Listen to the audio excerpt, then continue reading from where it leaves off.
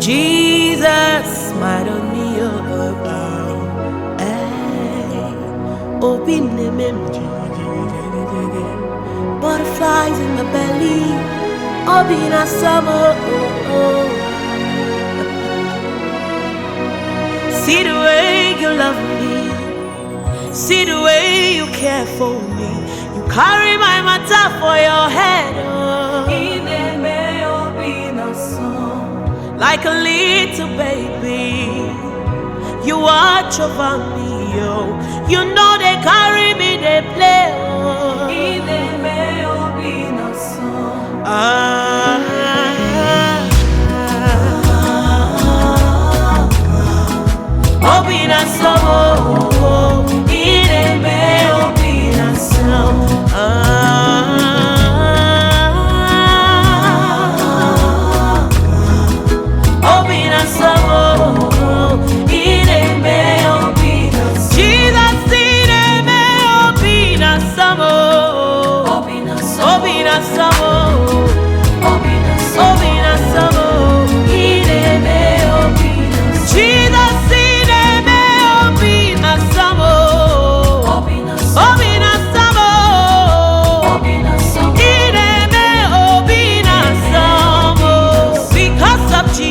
Because of Jesus, I've got joy overflowing, unlimited favor, peace like a river in my soul. Because of Jesus Christ, I've got joy overflowing, unlimited favor, peace like a river in my soul.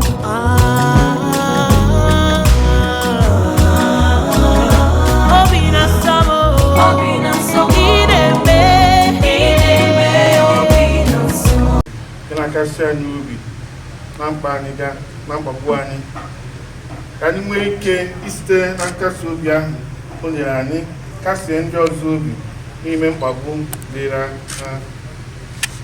Onye nwe m, chetakwa m n'ala eze gị. Onye nwe m, chetakwa m n'ala eze gị. Mmiri ka m na-akpọku gị, biko osebụ ụwa nụrụ arịrịọ m ka mkpu akwa m ruo oge ntị. Onye nwe m, chetakwa m n'ala eze gị. Ọ bụrụ na ịjụ ajọ omume anyị niile, onye nwe anyị onye ga-adịrị, cheta na mgbaghara dị gị n'aka ka e wee tụọ gị egwu. Onye nwe anyị, chetakwa m n'ala eze gị. Ana m eche onye nwe anyị, mkpụrụ obi m na-atụ anya ya, echekwubere m n'okwu ya. Onye nwe m, chetakwa m n'ala eze gị. Mkpụrụ obi m na-atụ anya onye osebụrụ ụwa karịa otu ndị nke abalị si atụ anya ụtụtụ. Onye nwe anyị, chetakwa m n'ala eze gị. Onye nwe anyị nọnyere unu ka anyị rịọ arịrịọ. Onye nwe anyị nụrụ ekpere anyị ma mekwara nwa odibo gị bụ Christopher ebere, onye isi n'ụwa akpọrọ, nabata ya n'otu ndị nsọ gị na alaeze eluigwe, ebe su udo nke dị. Nna onye nkasi obi niile, na nnukwu ịhụnanya na-enweghị atụ na ebere gị n'ebe anyị nọ, ị na-eme ọchịchịrị nke ọnwụ ka ọ bụrụ mmalite nke ndụ ọhụrụ. Biko bịa kasie ndị nke gị nọ n'udo obi, ma nyekwara anyị aka ụzọ nke ndụ ka anyị nwee nchekwube jee izute Kristi nwa gị site na Kristi onye nwe anyị. Gọzie ahụ nwanne anyị na nna anyị Christopher, ndị nsọ nke a na-echetara anyị maka Chukwu nke Pọl dị asọ dị banyere ya, sị anyị niile mere mmiri Chukwu n'ime Jesu Kristi, site na mmiri Chukwu wee banye n'ọnwụ ya. Ya bụ na erikọrọ anyị na ya site na mmiri Chukwu. Ya bụ dị ka Kristi si n'ike ebube nke nna bilie n'ọnwụ, otu ahụ kwa ka anyị ga-esi na-ebi ndụ ọhụrụ. You care for me, you carry my matter for your head, like a little baby. You watch over me, you know they carry me, they play.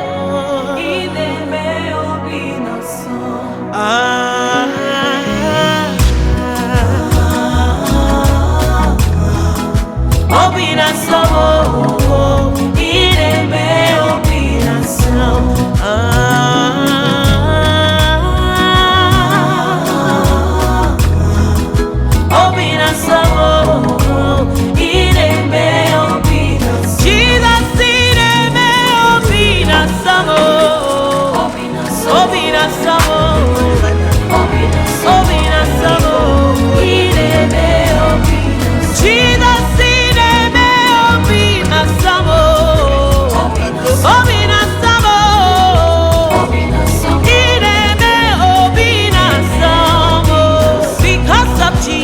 Because of Jesus, I've got joy overflowing, unlimited favor, peace like a river in my soul. Because of Jesus Christ, I've got joy overflowing, unlimited favor, peace like a river in my soul.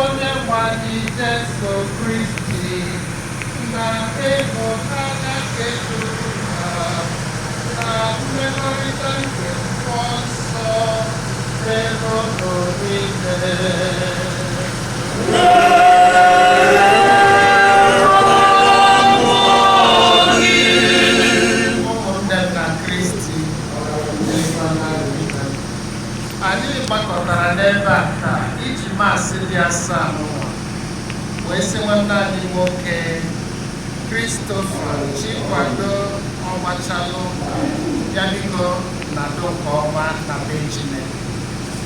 Open Yawa Kaiju, where we're working by email. The Jesu swim walk with the Pano, it was. Can you put them and finish to go? Yes, you wait to be there or was in last. Kagwa Moriadi and Chikubani and the Lions today. Yaligo. Ọkụ na o nwere ife nwanne anyị nwoke na nna anyị enyi anyị mmelụ saa mgbe ọ nọ n'ụwa na-adịghị ike mmadụ ya biko ya gbagara ya welu maasị a ekpere anyị na ekpere ya kacha elu wee kpọbata ya na anyị eze eluigwe.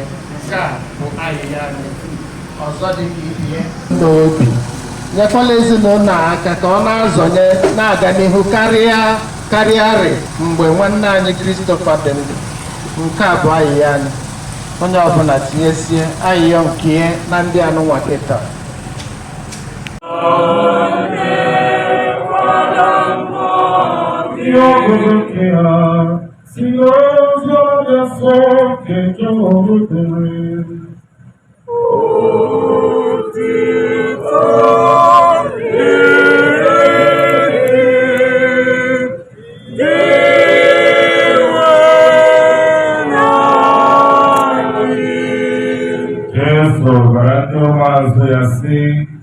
Obi ghara ịrụ ụlọ mmiri kwerenụ na Chineke kwerenụ na m. N'ụlọ nna m ọtụtụ ebe obibi dị. Ọ bụrụ na ọ bụghị otu a gara m agwa ụlọ, kama ana m aga ịrụziri ụlọ ebe obibi. Aga m abịaghachi ọzọ kpọrọ ụlọ n'onwe m ka mụ na ụlọ nọrọ ebe m nọ. Ebe m na-aga ụlọ onwe ụlọ maara ụzọ ya. Thomas wee sị ya, Onye nwe anyị, anyị amaghị ebe ị na-aga. Jesu wee sị ya, mụ onwe m bụ ụzọ, eziokwu na ndụ. Ọ dịghị onye ọbụla na-abịakwute nna karịa site na ozi ọma nke ose bụ n'ụwa.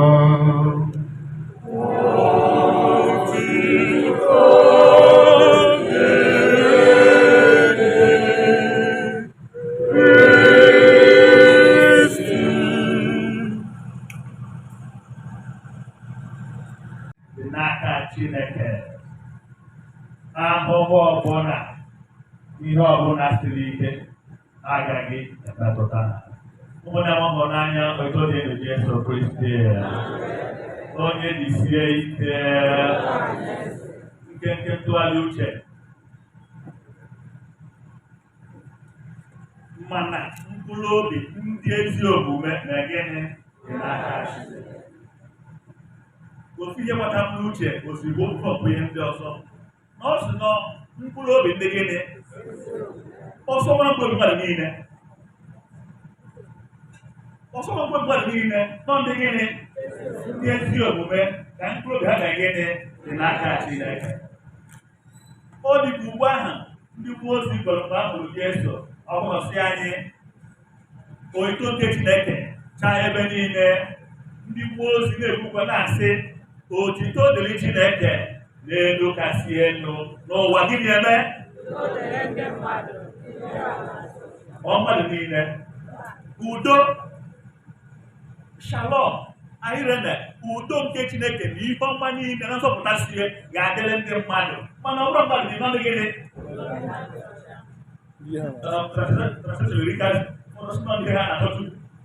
n'obi ha dị ọcha ha ncheghị na-ekwu ofu mmiri na-eme gịnị na-asụ n'ite. Ofu ihe dị klia bụ ọ bụrụ onye ọbụla ga-enweta ngozi n'ọnwa nọ ndị kwadoro onwe ha akọrọ ga-eme gịnị ga-emesi ya. Anyị agaghachi na Book of Wisdom, ihe anyị gụrụ Wisdom chapter 3 mbibi ihe, mana mkpụrụ obi ndị ezi omume nọ n'aka Chineke. Ọ bụrụ na ị gụọ from 1 mkpụrụ ya na-agbadata wee ruo ebe ọ sizi ọ kpọgidere akụkọ wee sị mana mkpụrụ obi ndị ezi omume dị n'aka Chineke. Kedu ihe o ji wee kwuo okwu ahụ? Ike gụọ chapter 2 of Book of Wisdom, akwụkwọ nke amamihe, ịfụ ebe ndị omekome ndị ji ike nke ụwa ndị agwara na Santu sị na ndị eze nke ụwa enwe gịnị abịa n'igbu izu ịdụkọrịta ukwu iji megide gịnị Chineke na gịnị na ndị otere uke. Onye nwe anyị nọnyere unu.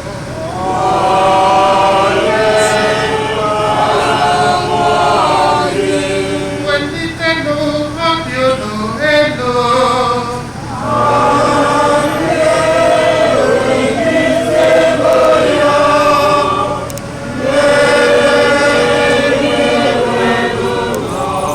Anyị nyenụ gị kwenụ Chukwu anyị ekele.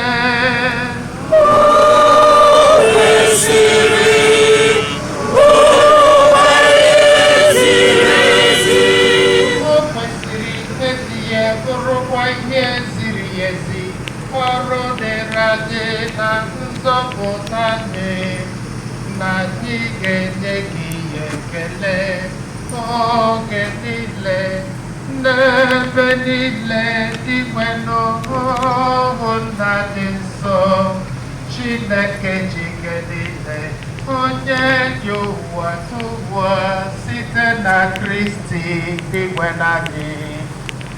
Ọ bụ na ya ka nchekwube mbilite n'ọnwụ ngozi siri pụta n'ebe anyị nọ, ka ndị na-agha ga-abụrịrị na-ewute nweta ndasi obi site na nkwa ndụ agwụ agwụ dị n'ụwa ọzọ. Maka ndị kwere na gị sepụrụ ụwa, ndụ ha anaghị enwe njedebe. Ọ bụ mgbanwe ka ha na-agbanwe ya. Mgbe ụlọ ikwu ụwa ha mebiri, ha na-akpọbata anyị n'ụlọ ọzọ dị ebighị ebi n'eluigwe. N'ihi nke ha anyị na-eso ndị mmụọ ọma na ndị si mmụọ ọma, ụgbọ eze na ike ọchịchị, ha nakwa ụsụ igwe ndị agha niile nke eluigwe na-ekwukwa otuto gị ebighị ebi na-asị.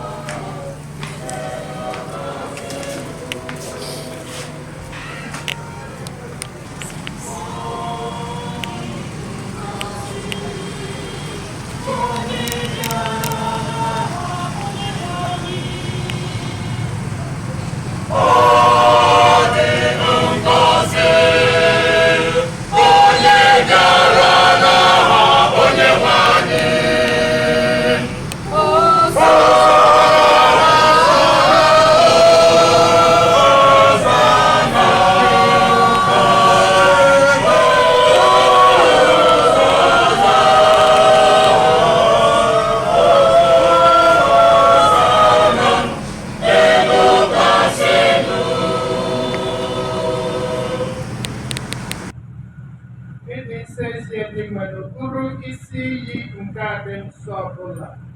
Ya mere anyị na-arịọ ka ido onye ndị a nsọ site n'ịgụkwasa ha mmụọ gị ka ha wee ghọrọ anyị ahụ ọbara nke onye nwe anyị Jesu Kristi, onye mgbe o kwetere ka edule ya n'ahụhụ ọnwụ were achịcha ka ọ na-enye ekele nyawa ya nyekwa ya ụmụazụ ya na-asị, naranụ nke a rienụ ya unu niile, nke a bụ ahụ m nke a ga-eduru nye maka unu.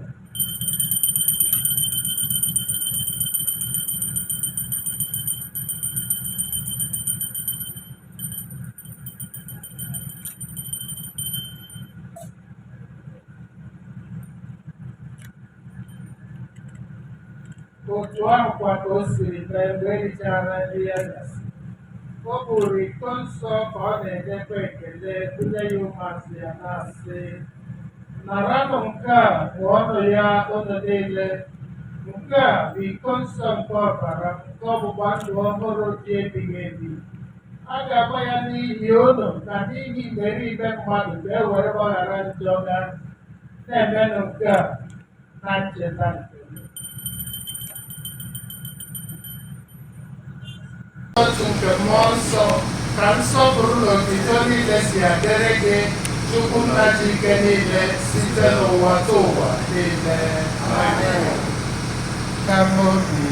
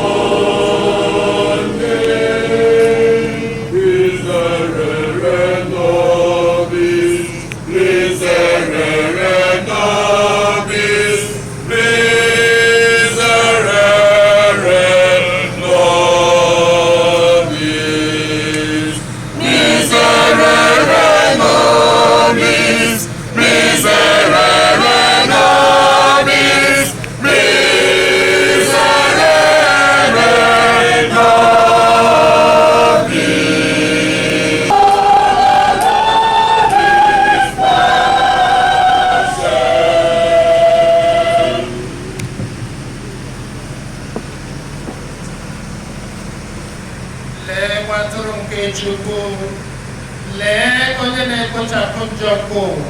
Ha dị ngọzi bụ ndị a kpọrọ n'oriri nke nwa atụrụ Chineke.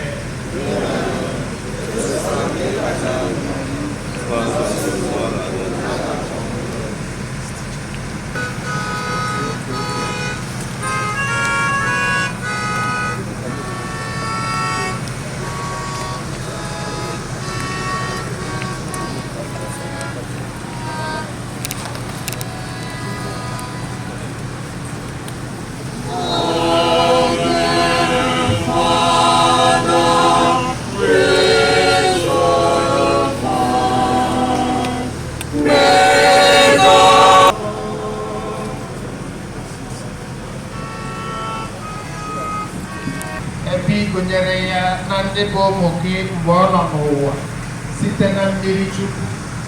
Ugbu a ebe ọ hapụgoro ya, mee ka ebere nke ịfụnanya gị gụnye ya n'ọgbakọ ndị nsọ gị n'alaeze eluigwe site na Kristi igwe n'anyị. Amen. Otu ndị Jesu Kristi ka mkpụrụ obi Christopher na mkpụrụ obi niile bụ onye na-aga. Father, ike ofufe ike na ndokwa. N'ụzọ ike na ndokwa. Anyị jụrụ ọbụ na-ekele Chukwu ebe otu ebe n'ụbọchị nke taa. Ekele the pastries ụmụ ya na ọnọdụ ya ọ nọkwa n'elu ya daa nke mere ọ nọ ebe a taa maka na ọ masa ya. Anyị ekele Fada Kel Okoye the pastries anyị ekele ntụziaka ka afọ ya na-aga ọfụma taa. Anyị ekele Fada duru anyị na Jamas Fada Dr. Emmanuel Dim mana anyị na-asị gị nọ n'ọrụ ugwu. Prof Idomobi si na ọ nwere ndị ji maka ya wee bịa. Father names Father Ezenaja Oraukwu and Father Adolphus Ezenaja. You are most welcome in Oraukwu. From university, yes, you are most welcome. Everybody am aware, go with you okay. I think in the Father Nina, Mohammed bin Mesu, oh, guess the God. Father Luke, also church ambassador. Because I was not Sabuke. I'm sorry, I did not swear a word. Sorry for you. We saw the way you were doubling your own language. You know, you think it easy. You're most welcome. I think you know Father Antonio, Father Augustine. In a room one knows of Kwesi, Nyamere. Ka anyị jiri n'ụmụanị yọọ Chineke onye na-enye ihe niile ndụ ka o kulite arụ nna anyị na nwanne anyị bụ Christopher onye anyị na-elu ugbu a na-adịghị ike n'ọnọdụ ndị nsọ na ike nke mmụọ nsọ ka o mee ka o sonye n'otu ndị nsọ na ike nke mmụọ nsọ ka o mee ka o sonye n'otu ndị mmụọ nsọ na ndị niile kwererụ gara aga ka o gosi ya ebere n'ikpe ọ ga-ekpe ya. Nwanne anyị bụkwa onye ji ọnwụ gbapụta, onye akwụgoro ụgwọ ji ọma n'aka gị ka anyị na-etinye mkpụrụ obi nwanne anyị na papa anyị bụ Christopher anyị ji n'aka site na nchekwube anyị n'oge Yesu Kristi bilite ọzọ n'ụbọchị ikpeazụ dịka ndị niile na-anwụ n'ime Kristi. Anyị na-ekele gị n'ihe ọma nke iji gozie nwa odibo gị na ndụ nke apụghị ịnwụ anwụ.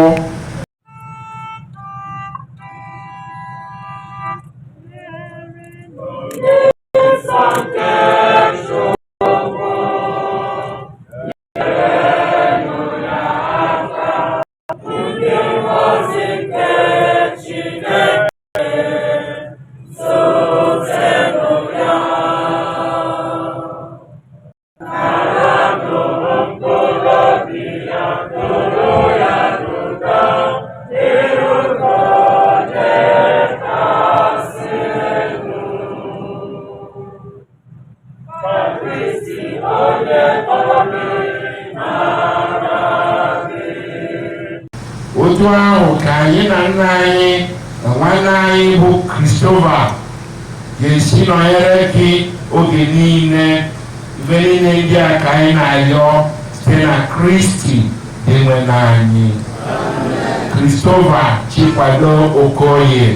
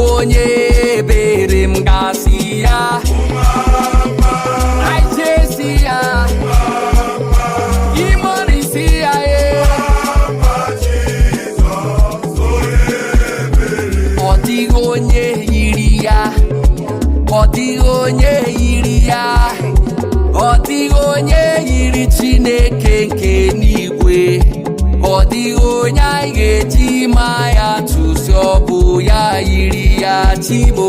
Ọ dịghị onye yiri ya, ọ dịghị Chibe, ọ dịghị onye yiri Chineke nke n'igwe, ọ dịghị onye anyị ga-eji ma ya tụsi, ọ bụ ya yiri ya. Ebighị ebi ka ibu, ebighị ebi ka ibu, ebighị ebi ka ibu, ebighị ebi nara ekele. Ebighị ebi ka ibu, ebighị ebi, ebighị ebi nara ekele. Ihe anyị na-eme bụ ihe mmụọ, onye anyị na-achụrụ aja bụ oke mmụọ. Ihe anyị na-eme bụ ihe mmụọ, onye anyị na-achụrụ aja bụ oke mmụọ. Ihe anyị na-eme bụ ihe mmụọ, onye anyị na-achụrụ aja bụ oke mmụọ. Ihe anyị na-eme bụ ihe mmụọ, onye anyị na-achụrụ aja bụ oke mmụọ. Eluigwe na-etokwa ya, eluigwe si na Chukwu dị mma. Anyanwụ ụtụtụ, ọnwa na abalị si na ọ dị mma. Kpakpando nke igwe, ha niile si na Chukwu dị mma. Unu ndị jiri ọbara asa njọ, bịanụ ka anyị nye ya ekele. Imoni ka anyị nye ya otito, ọ dị mma. Ajaja nwanne m nwoke, ọ dịrị obi m mma, ọ dị mma. Nwanne m nwanyị, ọ dịrị obi m mma, ọ dị mma. Chineke, ihe mere dị mma, ihe mere dị mma, ihe mere dị mma.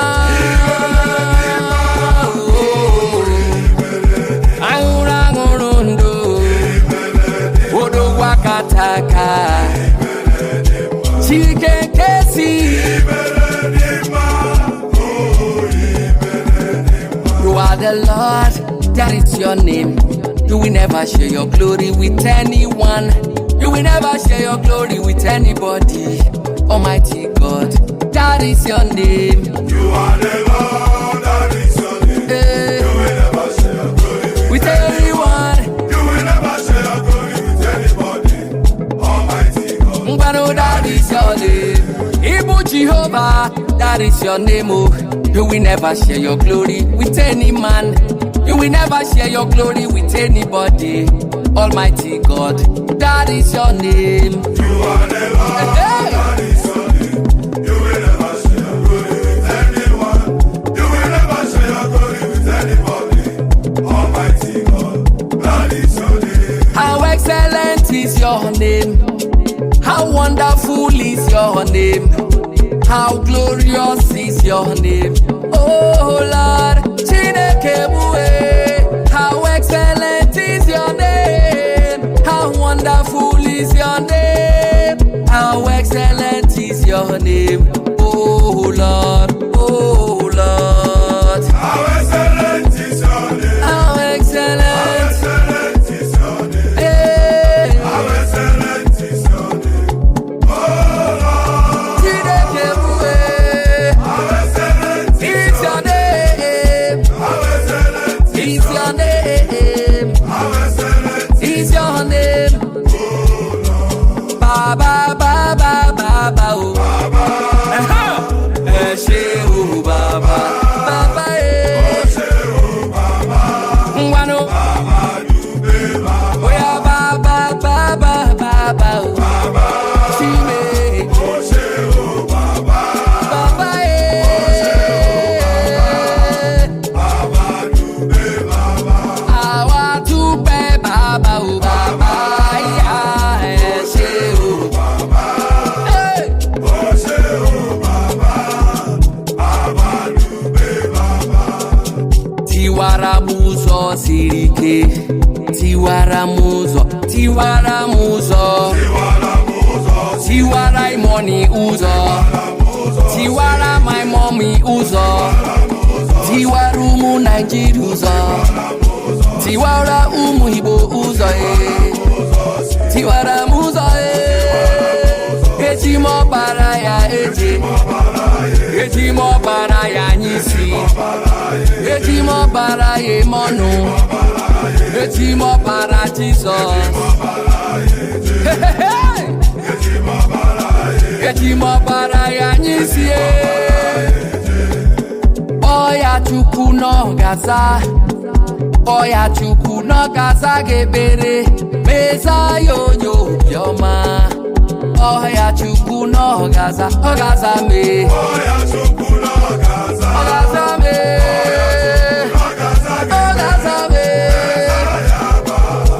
ọya Chukwu n'ọgaza. There is something that makes me come into your presence. My helper, my helper, my helper, There is something that makes me come into your presence. My helper, my helper, my helper, oh my helper, my helper. There is something that makes me come into your presence. My helper.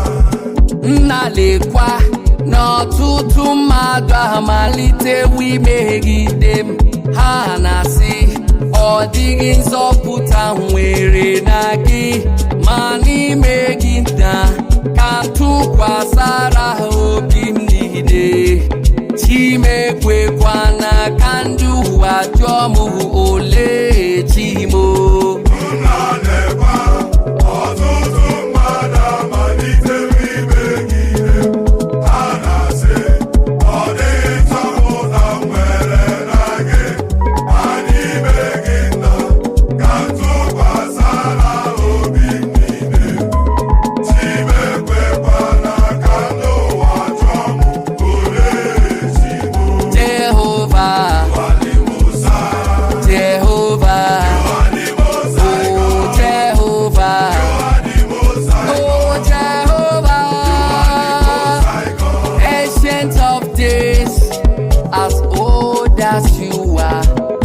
as old as you are, hey, you will never fail.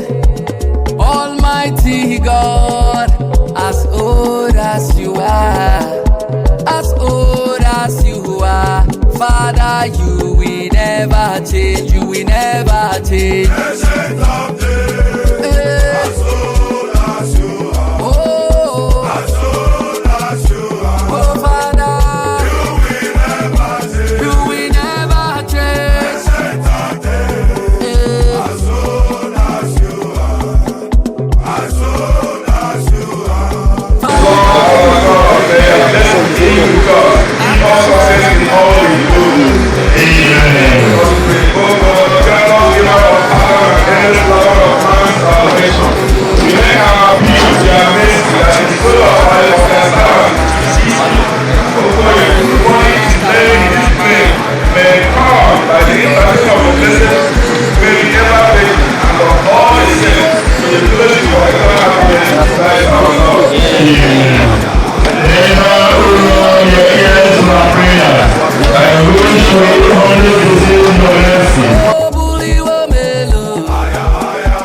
Jehovah need you.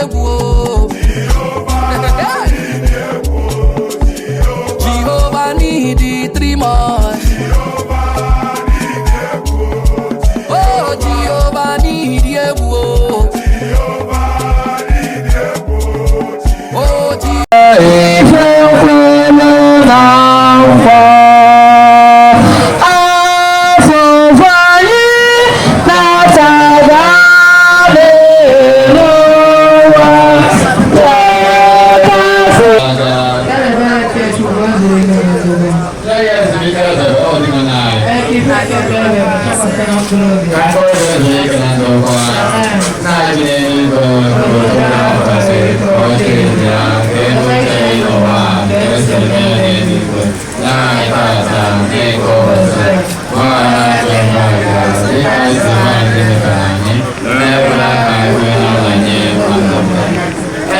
Maria,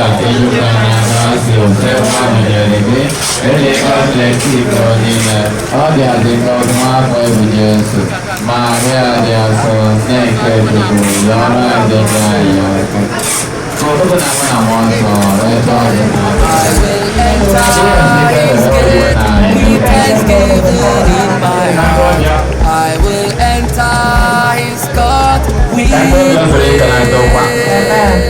I will say, this is the day that the Lord has made. I will rejoice, for he has made me glad. He has made me glad.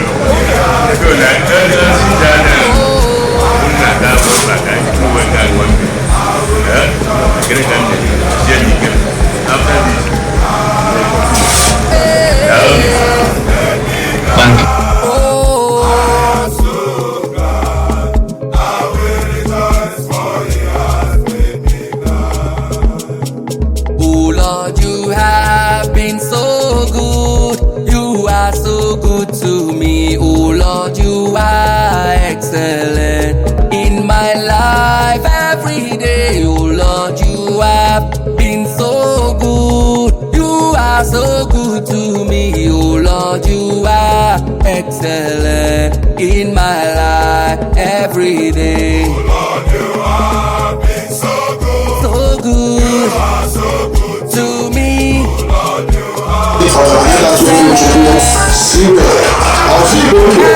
ihe okenye na December bụ 1,000 bags of rice na GRA ọhamadike ọka ị na-emere ụmụ ogbenye ka Chukwu ga-eji na-agọzi gị aka na-abụghị ịbụsiri ike ọhamadike ndị Igbo ebumọdụ mebụrụ na cheta kedu maka high chiefs na JIHC ọgaranya nwere ego na anyị Oraukwu oji ụmụ ụka eme ọkọ na nke ikpeazụ ahụ ife Oraukwu ji dị ebube a dị very sure ife na-eso okwu bụ gịnị adụrụ sure Samson nwa mmadụ eleta gị ezi ọkwa aka m onye nwe egwu ka anyị jee ka anyị bịa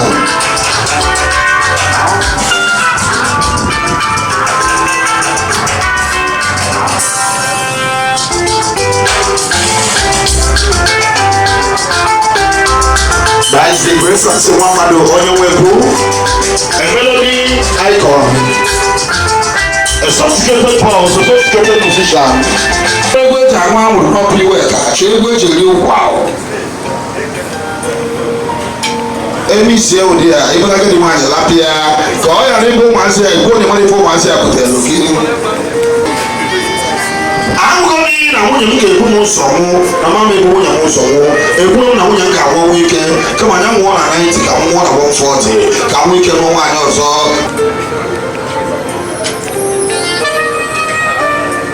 Behind any successful man, there must be a good woman behind that success. I greet you, mommy.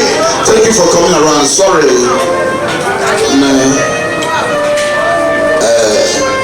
I am a cable hair, my local synthetic.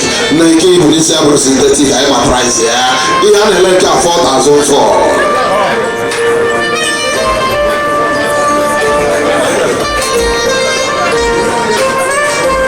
Anyị malụ nke bụ sintetik malụ nke ezigbo ya ife onye bụ nke ezigbo anyị ga-agwa gị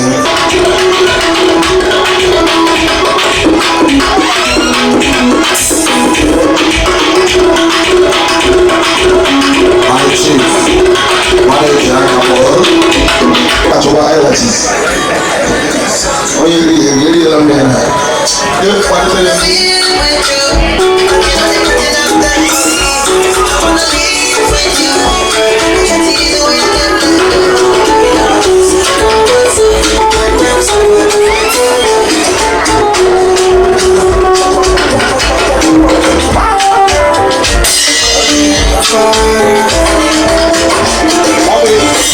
appreciate me.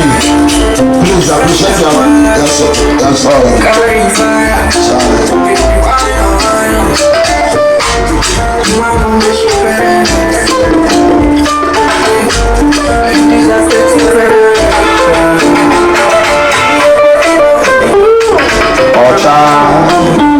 Inacha ya de parte de tu vida pero bueno. Ahora tú ya no ya. Chop. Waya webora.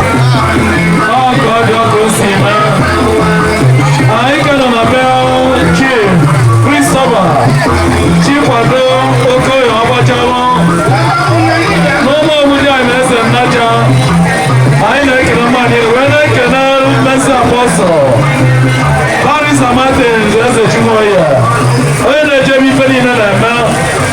anyị kere nna anyị bịa nọ anyị nwere ụlọ anyị ife ndị ga-aga n'usoro ya anyị gara aga n'ihu ịnabata ndị mmadụ na-abata nọ n'iji nwere ụkọrọ ga-abịa n'iwu na na-enwere eze ka ụdara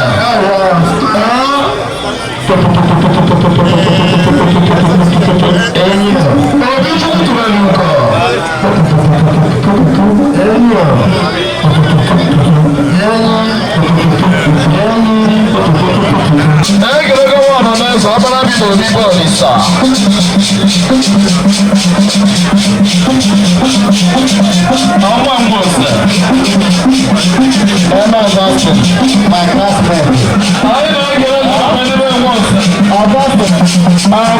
Emmanuel, one day, one cannot. Father, go on to that to have a long time. Go come and see what's up. I know I cannot do more, but when I saw the ring, the door, I know I cannot do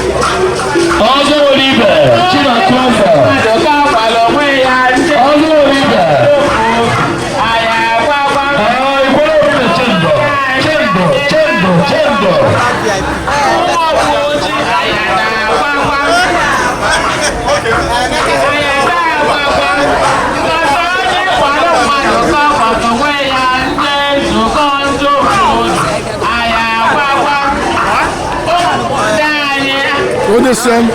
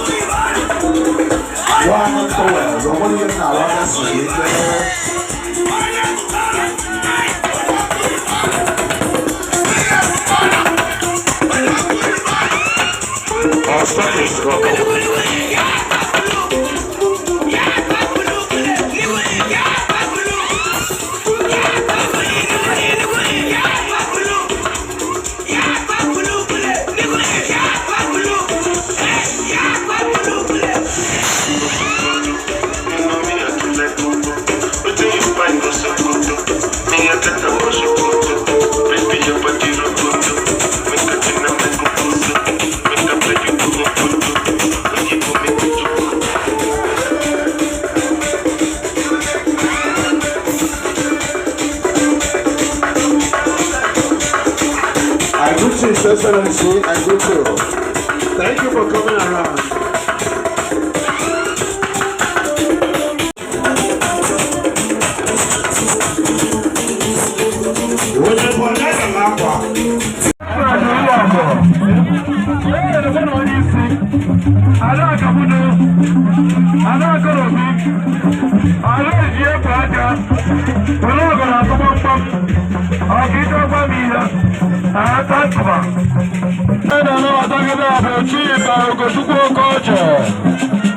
Chikwadonze Ugochukwu nyere eze na ezinụlọ ya na ụmụazụ na Ezenaja Oraukwu.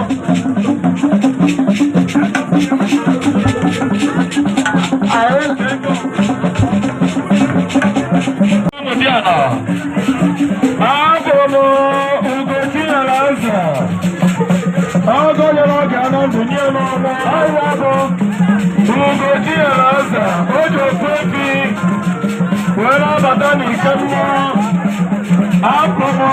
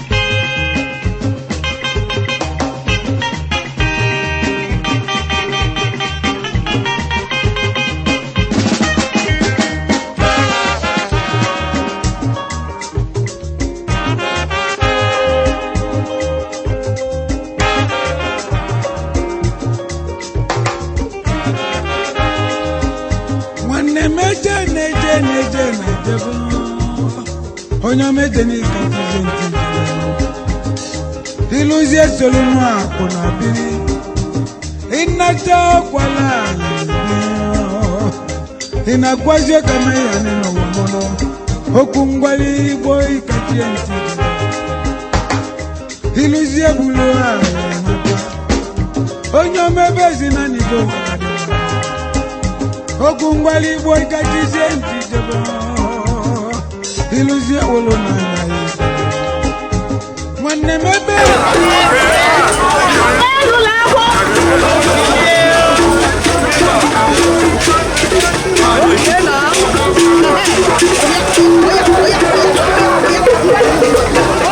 Ahora neza na una mwanda Nono Ahora bien Ahora mera ega fuzelo Chikwadonze Papa, Momo Diana, and the Papa, the Luatanian Napochi and all. I like a little hand soon and now. Mamma, you're getting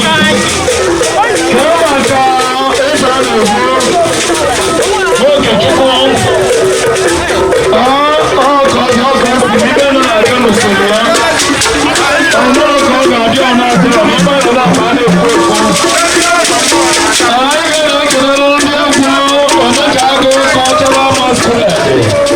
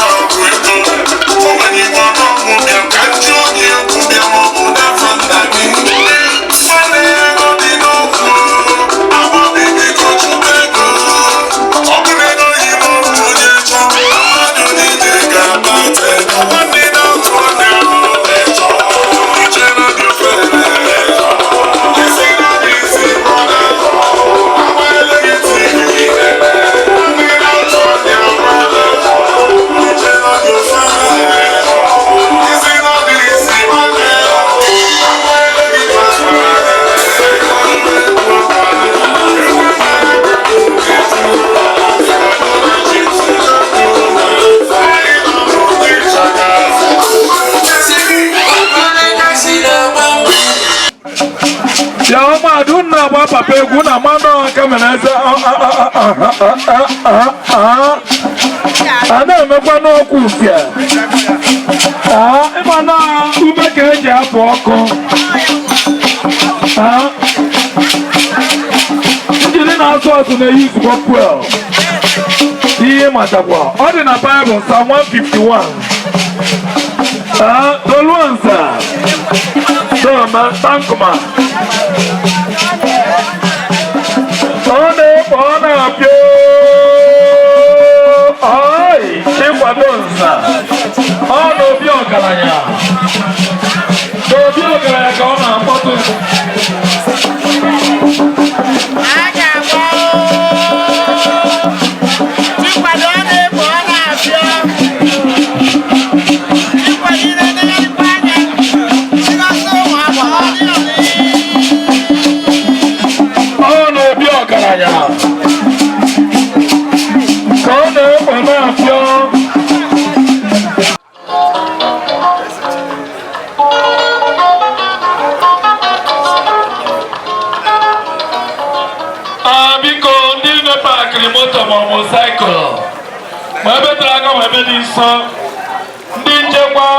security na ma ko no mara pa jikota go no pa omo na gege be te be tara ki buketi ka buketi an so ba andi security a chikoko dalo no ai na ekenu unu na sunu no Kediga melo madeja kolongo kendu unu bu konye kwo Kediga melo madeja kolongo mami kamar ndunu Anyị dị mixed. Okay. Anyị dị mixed. Ndị ụdị a na China. Sisi Okoye Ogbachalu. Na ndị nwunye ụdị a dị ya. Na nwanne nwa ya nwanyị. Mụnwa bụ Dr. Frank Adego Obi Ezekwem. Adịde m obi mkpụrụ. Nwa di ya be Ofurumo Okoye Ogbachalu. Yes. Chikwado my uncle. Mama m sọrọ ya ofunna. So, ọ dị n'ụbọchị taa. Anyị kwesịrị ka anyị n'onye lisi ya nne na anyị ma etu anyị si bido gbala etu Chukwu si nyere anyị aka. So, ife mere Chikwado bụ anyị ka since this week anyị nọ ebe ị na-efu anyị fụ na anyị na-akwado anyị na-asị ana m asị na mkpụrụ obi ya na mkpụrụ obi ndị niile kwere Amen. Okay,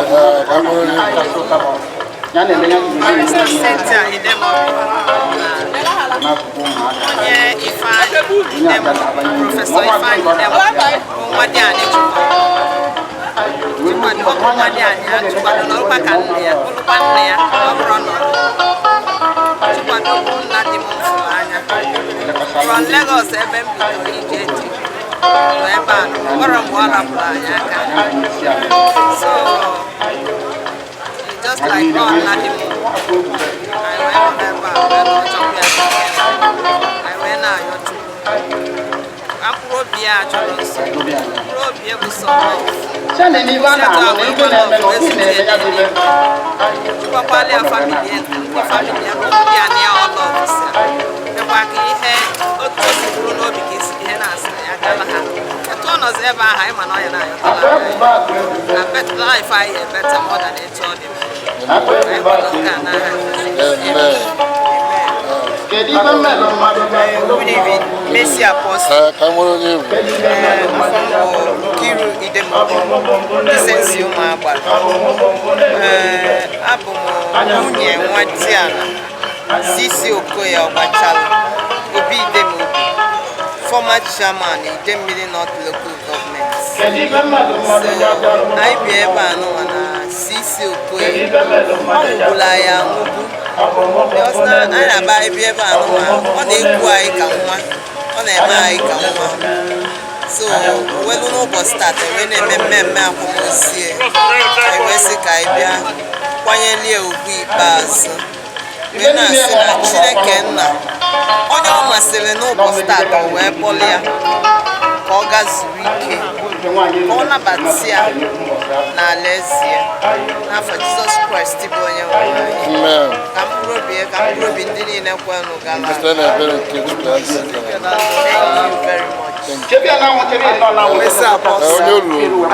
Mrs. Amaka Ewelụkwa normal ngala kwesịrị ọhịa nnaza abụ m nwa dị ana na be Chikwadonze Okoye Ogbachalu nke anyị ji maka wee nọ n'ụbọchị nke taa ọ ezigbota nna anyị ochie ka ọ bụ in fact anyị bụ ndị analicha anyị wee bịa sita nsa maka nọ Nsụka anyị ọnya ka anyị ji wee nọ ebe a anyị makwa n'olugo ebe ahụ ọ na-eje ọ nọlụkwa ebe ọ na-ayọtala ya ayọ ka anyị wee sorokwa wee lụọ ebe ahụ anyị si ka mkpụrụ obi nne kwenụ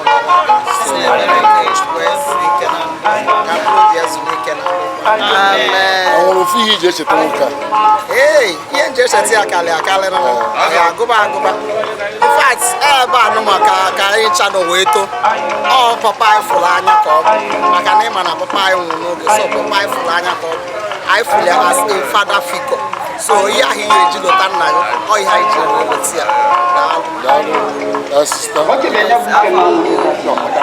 Pharmacy Mrs. Ebeneju nwanne m ekwuchago ya n'aka nna abịa m ịkwa nna m ochie ka ọ bụ ọdịsọ nna m ochie n'ebe a ka nọ wee too amadụ onye ma be ebe ide m obi ụfọdụ na-eche na mbụ nwa bụ Ogbachalu maka na nna m ochie nke abụọ ọ nụcha ha na nwaanyị kwakọrọ ihe ndị ebe ahụ sizi ebe ahụ wee nọrọ ebe a mgbe Krismas ibe nna anabe nna m ochie so ibi n'ihe a na-akpọ bụ ebelebe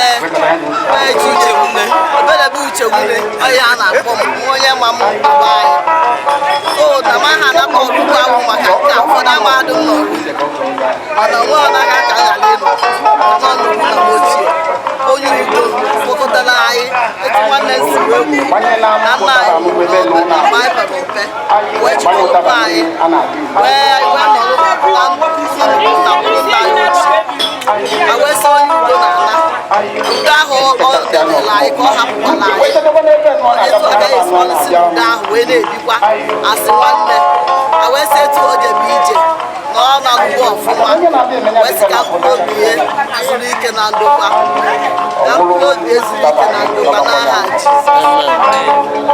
mma bụ n'ihi Ogbachalu na be nna m ka nọ nwanne papa m Sisi Okoye ka ya nwa sọ papa m mama onye a sọrọ ya ọsọ papa m so na akwamozu ka anyị nọ ikwu na ibe ndị ọgọ ị na-anyị fụ na the two families na-ebi ọfụma so Sisi na George Ogbachalu ha tụrụ ụtọ nwanne ọfụma ihe anyị na-arịọ Chukwu ka adịmmma ha si n'ebe ha nwa nọ fee n'ebe ụmụ ha nọ anyị na-arịọ Chukwu na mkpụrụ obi na nkwa na ọ bụ onye ya na George ụtọ nwanne ọfụma ga mkpụrụ Sisi ga mkpụrụ na-ekwe m gara aga anyị kelere unu anyị na-asị unu daalụ unu unu na-akwa ọnkụrụ unu na-akwa ọnkụrụ di unu ọ ga-adịrị unu mma ọnụkwa 84 mana anyị ga-anọkarị ya Chineke ya akpọnyere anyị aka ruo 90 95 ọ bụrụ ihe ọma anyị ga-asị ya na dị mma anyị atụkwana anya anyị gboo ọrụ anyị nwere anyị alụkaghị nne anyị ka ya eri aka ụmụ ihe ụmụ n'aha Jizọs Kraịst bụ onye nwe anyị. My name is Joseph Okoye. I'm the first son to late Christopher Chikwadonze, who we put to rest today. My father was a great man, and I'm very proud to be his son. Thank God that all the funeral rites was done successfully today. And, I want to thank everybody that made out time to be with us, from the priest, family, in-laws, friends, and everybody who came from everywhere. I want to say a big thank you to everyone. God bless you all as you go back to your various destinations. Program to journey messages back to your locations. May God continue to be with you and console you at your difficult moments. Thank you, everybody. Thank you. Daddy is gone now, but Daddy has gone to rest. Chief Okoye was such a great man. This is a man that has impacted a lot of lives, and that is evident today with the turnout we've seen.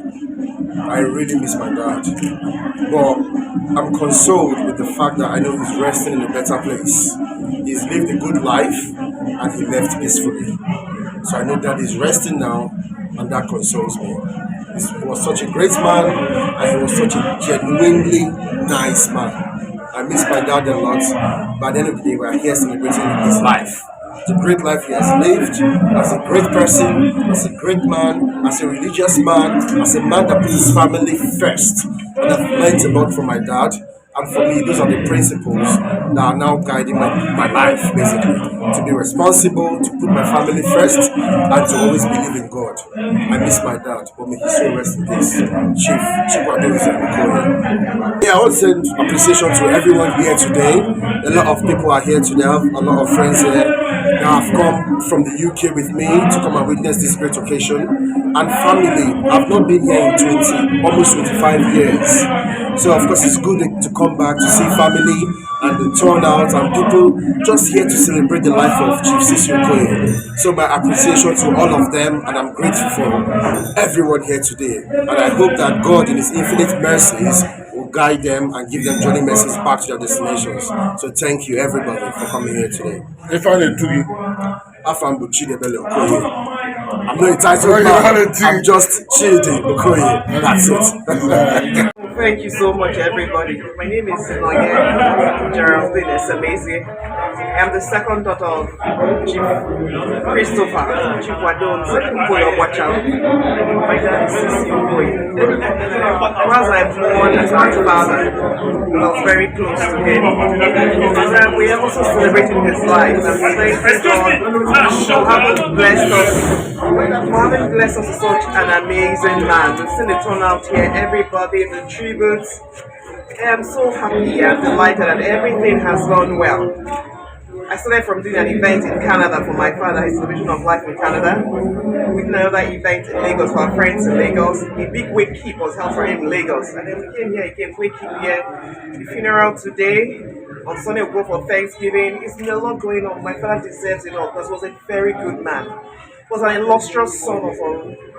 He was a great man, he was a philanthropist, he was an educationist, he was a mentor to so many people from our place and friends, his acquaintances. He was a man who was so knowledgeable and wrote so many books. So, yes, we thank God that he lived 82 years. We're so grateful. He blessed us with him.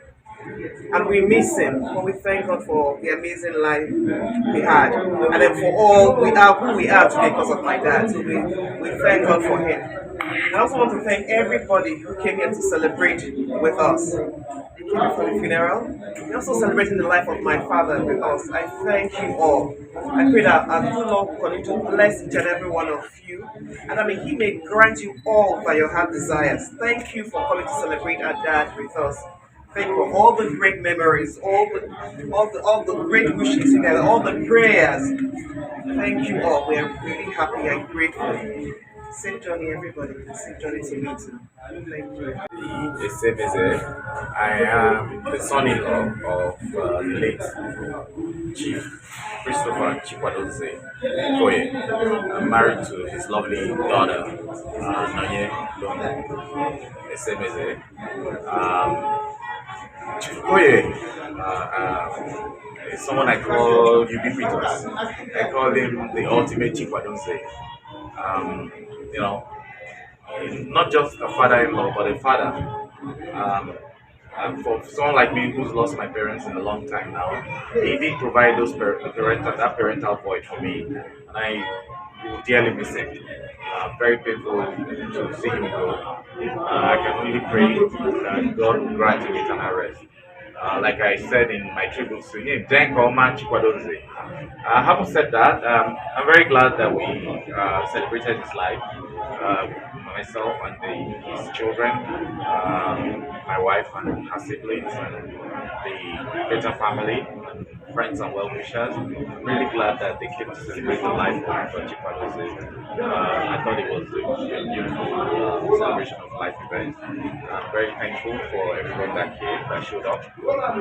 Wish everyone who came safe travels back to your respective family. And for myself, for my wife, we're looking forward to heading back home to Toronto when we leave. Thank you. Friendly person. You hardly know he's older than you because he treats you like his friend, like a child. You know, he welcomes everybody, he helps everybody, he doesn't take anything to heart. A very gentle, special man, a very loving man. He never ceases to help people, irrespective of whatever situation. He reaches out to far and wide. You'll be so amazed when it's Christmas time, he has a long list to write, to send out to his family and friends far and wide, because he's always willing to help. He's a philanthropist extraordinary. That's what I'll call him. We really miss him. We know he lived a good life, a very good one indeed. He lived a good life, and we're happy that we're able to celebrate him this way, because despite that he lived to an age of 82, well, nobody wants their loved ones to die, but we appreciate everything and we thank God for the kind of life that he lived. And we hope and we pray that we will emulate his footsteps, that his footsteps will always live in sand of time through us. We will show all the examples that he left behind for us. We will live through him, just showing that he lives on and he will live through us.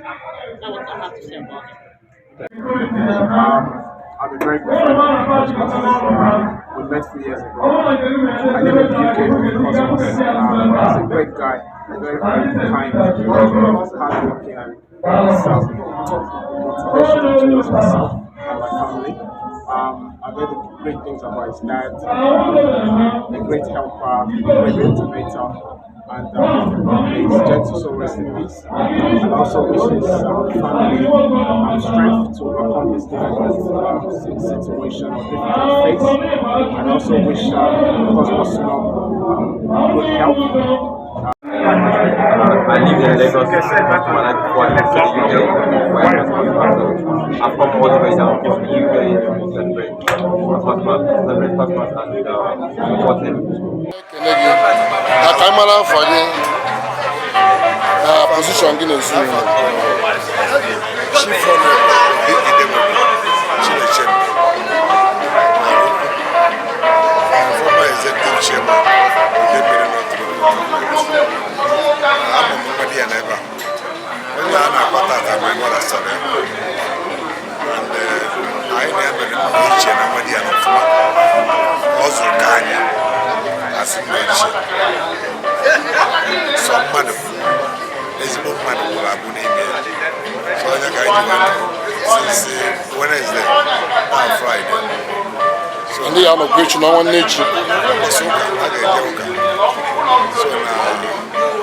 if I never be fair, all to complain, like I never it was whatever we are doing for him.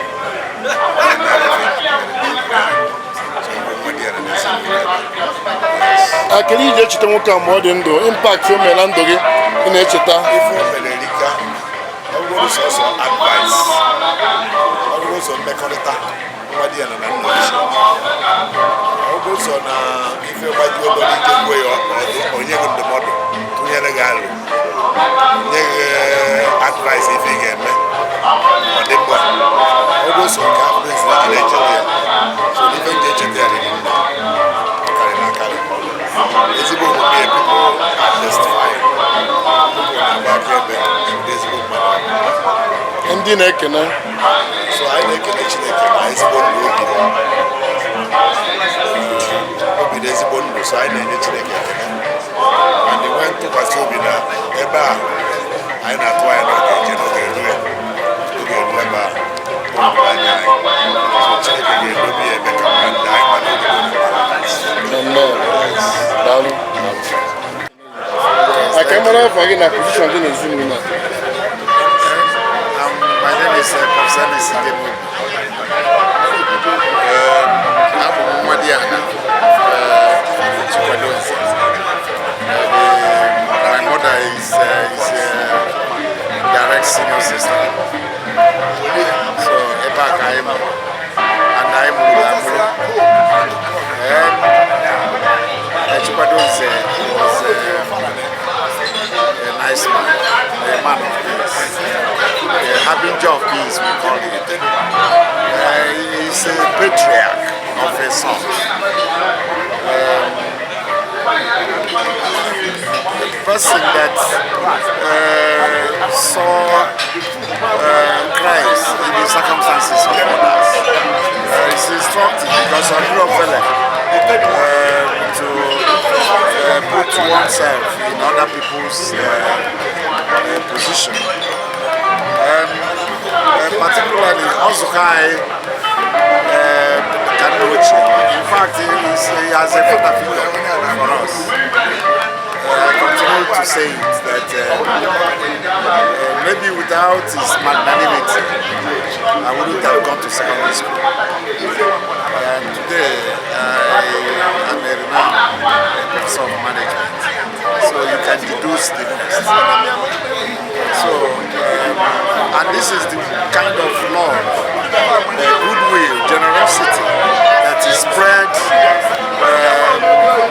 from all nooks and corners of this community and far beyond this community and the country at large. So we will miss him, but he lived a fulfilled life. So we thank God for the life he lived. It too may not be a wonderfully ripe age, but God, in His infinite mercy, called him at this time. Chibo. So we cannot question the will of God. We can never bring the will of God to any scrutiny. Our prayer now is that God in His infinite mercy will lead him to paradise. Like St. Paul said, blessed are those who had walked in the Lord. Now they can rest after their good. Thank you, sir. You have been involved seriously on this funeral, as if it's almost your father. Can you tell us the reason? I have told you that he's my uncle, but my father, foster father. So I can give everything. So I gave the much I can to support the family. It is nice to be part of his life. So glory be to God. What is the advice to the children? He left a very big shoe, and we thank God that the children are already putting their legs in those shoes, and we know that they will follow his footsteps. I have developed in his likeness. I will continue to increase. We will continue to show that compassion, generosity, and peaceful disposition to mankind.